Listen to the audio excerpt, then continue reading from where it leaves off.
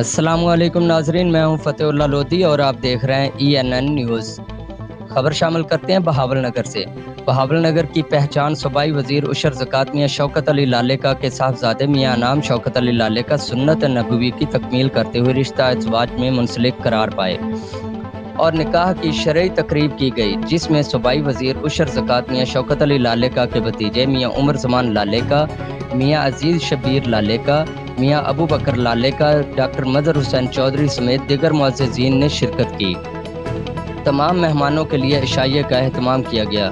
اس پروقار تقریب کا انعقاد مخصوص انداز اور سادگی سے لاہور میں کیا گیا، جس میں صرف قریبی رشتہ داروں کو بلایا گیا اور معزز مہمان سمیت صحافی خضر حسین کریمی نے صوبائی وزیر عشر زکوٰۃ میاں شوکت علی لالیکا کو مبارکباد پیش کی اور نیک تمناؤں کے ساتھ خواہشات کا اظہار کیا۔